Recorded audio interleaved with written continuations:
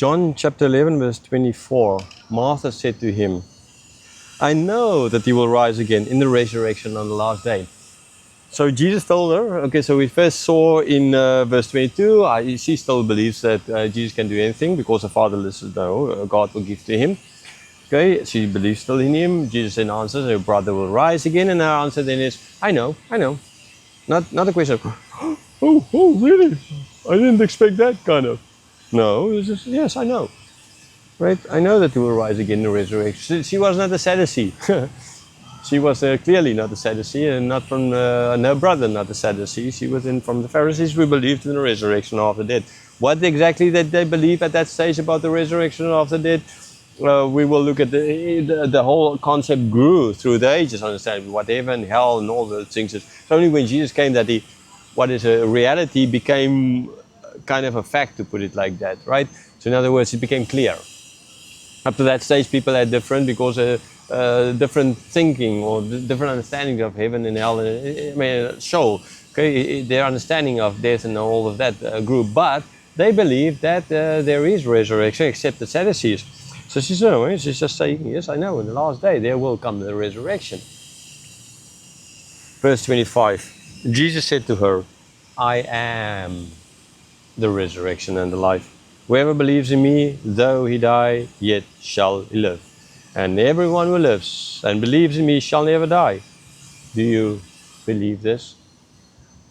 So Jesus then the next I am statement, I am the resurrection and the life. And I can't remember, I think it's like now the fifth one. I think the vine is still, and the way the truth is still, so yeah, it ought to be the fifth one. Anyhow, so yes, he's saying he is, I am the resurrection and the life. He is resurrection, he is the life, right? This is not just something that will happen there in the age, end of the age kind of idea, but this is something who he is. He is the one who will resurrect people from the dead. Okay, the Spirit works, gives life, the word of the Son showing to the Father, and that is ultimately how it works. Jesus is not now here with the full if this then that kind of, through the book he explains, right? And that is what systematic theology is all about, to then take these verses and put them together, because it's impossible for Jesus every single time to go through the whole process. Ultimately, this is who he is. He is his resurrection, yes. So he is saying something more. When you believe in him, you will not die. You will live. Right? John 3:16. And he said it in other places as well. You will live, right? So this is, you believe in him, you will live. So even if you die, like Lazarus died now, you will live. Right? In other cases, I believe, but I'm still alive and I believe, kind of idea, right? But now he's dead. And now, so Jesus is clearly just trying to show here that death is not the end. Okay, even now he's dead. Jesus is still the one who gives life. Jesus is still the life. So his death did not stop him from being apart from Jesus. So yes, he died, but he shall live. We die, but we live. If you believe in Christ, that's the only way, right? So even if you die, you will live. Death is not the end. The first death is just the first death. Your body is destroyed in the soil by worms, eaten by worms. But you will rise again, like Jesus is going to raise Lazarus from the dead. It's not the end. The second death, it's the second death that's the end, right? But even then, that's not like an annihilation where they will just be annihilated and that's that. No, they will be under the wrath of God for all eternity. Deservedly so. We all deserve it, just by the grace of God. Some of us won't. And so if you live and believe, you shall not die. That's the way. Believe in him, then you won't die. We said it a number of times. Believe in him and you will not die. And then he asked her, do you believe this? She just, before this, said, everything you asked, yes, I still believe you now. Even after his death, even in the space of adversity, I still believe that anything you ask of the Father, he'll give to you. So in a sense, it's a rhetorical question, because she already said that she does. She didn't stop believing just. She believed in him. She believed that he is who he is, and she believed that he can do everything. I mean, everything, which is possible according to her. And so he asked her a deeper question. Do you truly believe? Not because you saw or you heard, but do you truly believe this, that death is not the end? That I can raise you from the dead? That I can raise, on the last day? Yes, sure.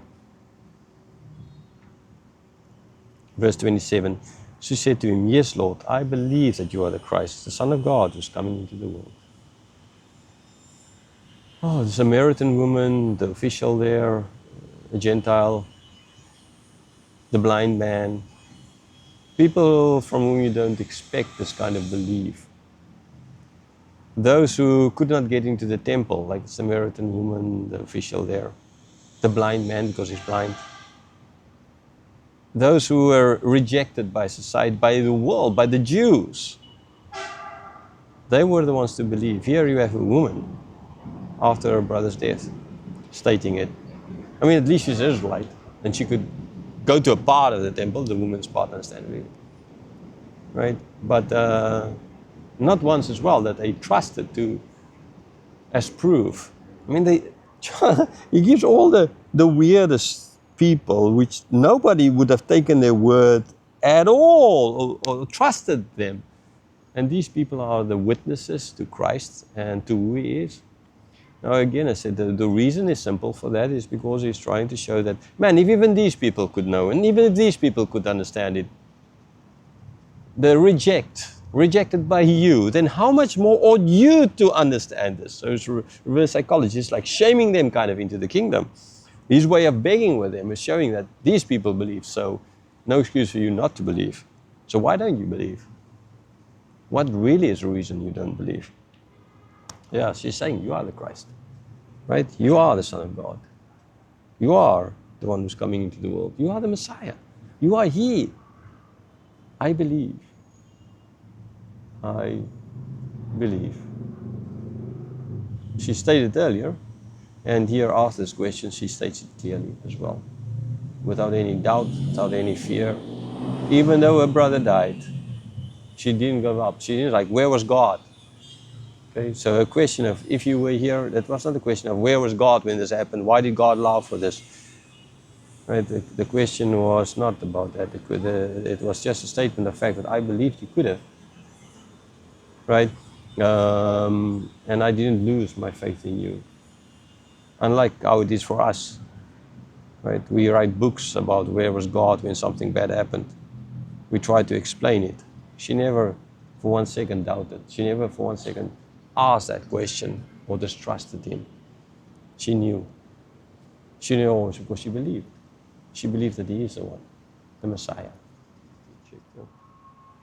I forgot to say, this is the National Gallery of Indonesia. I think they're busy with some of the repair work here.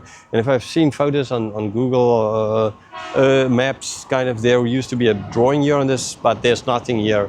So don't come expecting something to see some other beautiful, like in the photos there. It was seemingly 2 years ago.